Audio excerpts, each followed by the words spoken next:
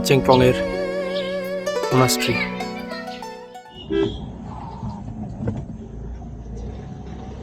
কত জোরে নামছে গাড়ি।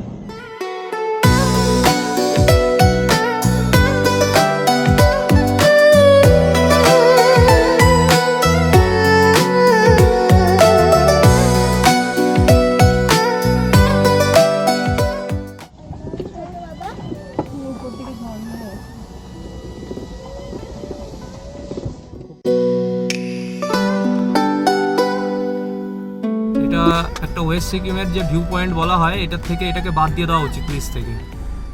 ওয়েস্ট সিকিমের অফবিট জায়গাগুলোর মধ্যে রিনচেংপং একটা জায়গা। বিভিন্ন জায়গা ঘুরে আমরা যখন কিছু অফবিট জায়গার সন্ধান করি, সেই রকম একটা জায়গায় এই রিনচেংপং। এখন এই পেলিংয়ের স্কাইওয়াক থেকে এখন রওনা দিচ্ছি টুয়ার্ডস রিনচেংপং। এই রাস্তাটা দিয়ে কালকে এসছিলাম। এই জায়গাটা অনেকটা স্টিফ ক্লাইম্ব আছে এবং পুরোপুরি পাথরে ভর্তি।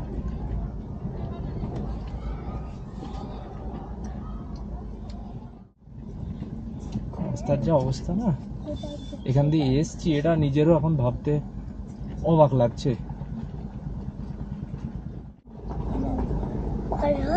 হর হর মহাদেব। দুটো লাগে, ইঞ্জিন ব্রেকিংও লাগে প্লাস ব্রেক লাগে। শুধু ইঞ্জিন ব্রেকিং এ কাজ হবে না, আবার শুধু ব্রেকেও কাজ হবে না। ব্রেককে একটু রেস্ট দিতে হবে, ইঞ্জিন ব্রেকিং এ কিছুটা যেতে হবে, এইভাবে করতে হবে, নাহলে ব্রেক ফেল হয়ে যাওয়ার সম্ভাবনা।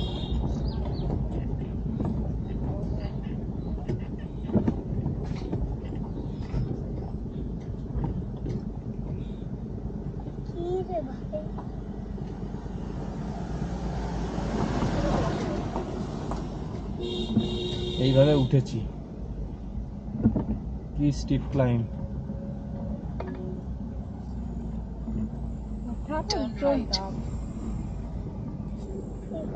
আস্তে আস্তে আমরা নিচে নামছি।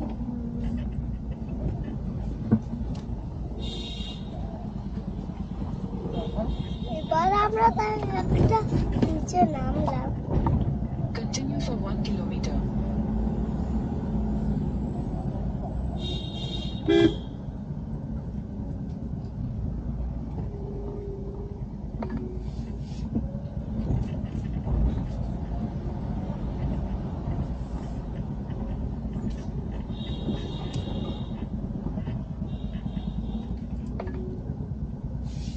Continue for 1 kilometer.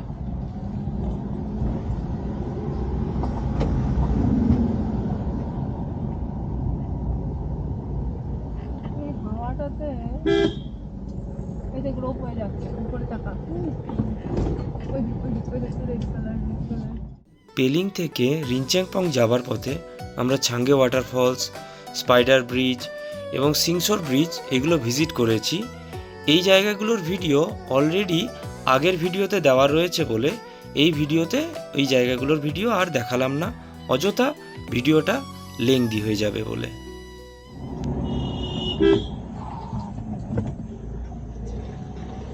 কত জোরে নামছে গাড়ি।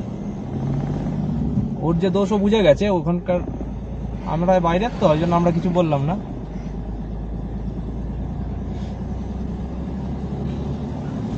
কালুক বাজারে ঢুকছি আমরা এখন। আমরা একটু কালুক বাজারে কিছু কেনাকাটি করে এখন যাচ্ছি রিনচেংপং এর দিকে।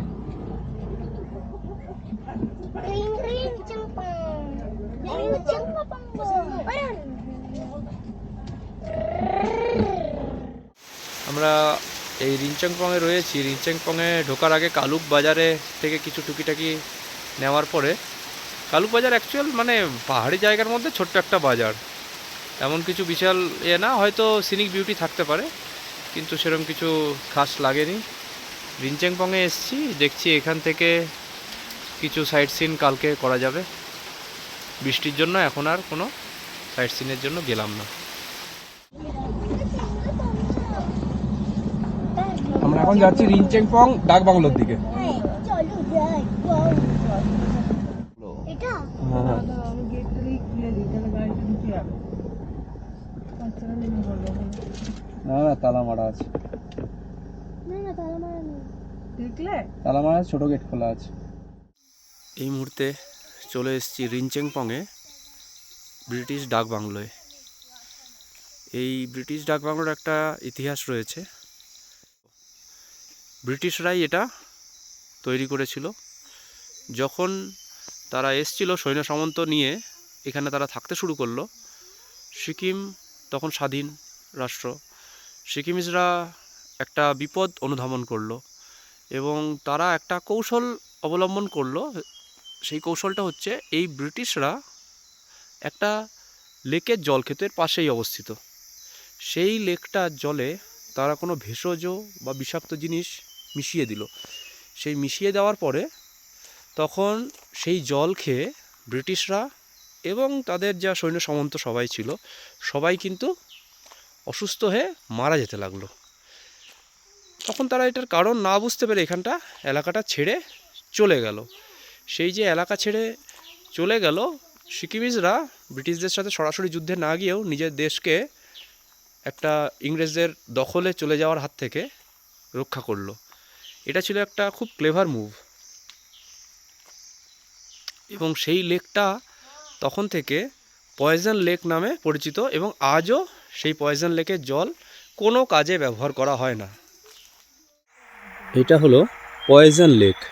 এই যে পুরো ঘাস জন্মে গেছে, এটা কিন্তু জল ছিল, একসময় জলাশয় ছিল। এটা ঐতিহাসিক দিক থেকে গুরুত্বপূর্ণ, কিন্তু বর্তমানে রক্ষণাবেক্ষণের অভাবে এটা এমন অবস্থায় আছে যে ভিতরে লোকালসদের কাছে জানতে পারলাম নিচে অনেক জোক আছে, যার জন্য নিচে আমরা যাব না। এবং এখানে আওয়াজটা শুনলেও বোঝা যাবে একটা বেশ গা ছমছমে পরিবেশ তৈরি হয়েছে। মনেই হচ্ছে যে হ্যাঁ, পোকামাকড় বা অন্যান্য কিছু এখানে থাকবেই থাকবে, এবং আওয়াজগুলোও এই পোকামাকড়েরই।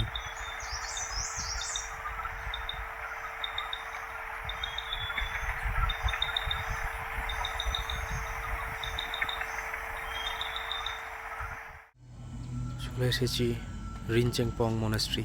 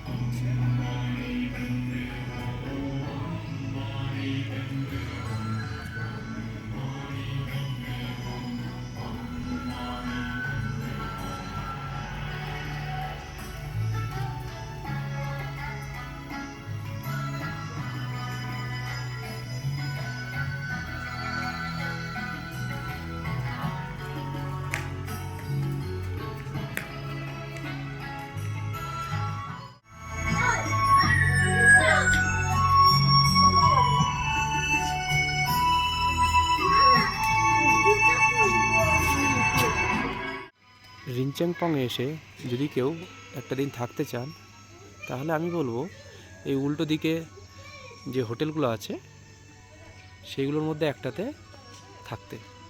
নিচের দিকে যেটা রিনচেংপং বাজারে আছে, সেখানে হোটেলগুলোতে থাকলে কিন্তু ভালো লাগবে না।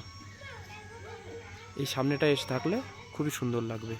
এখানে প্রাকৃতিক সৌন্দর্য, সকালে বলুন রাত্রির যে আলোর একটা সুন্দর এখানে ব্যবস্থাপনা থাকে, সেটাতে অবশ্যই খুব সুন্দর লাগবে। এক রাত কাটালে এখানে খারাপ লাগবে না। রিনচেংপংয়ে এক রাত কাটিয়ে পরের দিন সকালবেলায় আমরা রিনচেংপংয়ের আশেপাশে যে সমস্ত সাইট সিনগুলো আছে সেগুলো কমপ্লিট করি এবং তারপরে আমরা রওনা দিই আজিংস ফার্মের উদ্দেশ্যে। আজিংস ফার্মে আমাদের অভিজ্ঞতা মোটেই ভালো নয়, সেটা ভিডিওর মধ্যে রয়েছে। এবং তারপর আমরা রওনা দিই শিলিগুড়ির উদ্দেশ্যে। রিনচেংপং থেকে শিলিগুড়ি যাওয়ার রাস্তায় বেশ কিছু জায়গায় অনেকটাই নেরো এবং অ্যাক্সিডেন্ট প্রোন এরিয়া। এইসব জায়গাগুলোতে খুব সাবধানে গাড়ি চালাতে হয়, সেগুলোও ভিডিওর মধ্যেই রয়েছে। আবার পরে শুধু আসবি একবার, তখন इधर तो जगह है দাদা। বললাম তো এখানে পাহাড়ি ড্রাইভার হলেও কি আছে, বাজে চালায়, কোনো ভালো চালায় না। পাহাড়ি ড্রাইভাররা অনেক বদমাশ হয়। বাবা, ডান দিকে ঘুষিয়ে যাও। কাজ তোলো।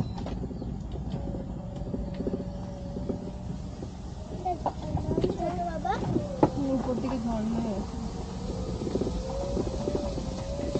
খুব রিস্কি জায়গা ছিল, পাহাড়গুলোকে কেটেছে। কেটেছে মানে এগুলো আস্তে আস্তে ধস নেমে গেছে, ধস নেমে গিয়ে পাহাড় কেটে কেটে আরো বার করেছে।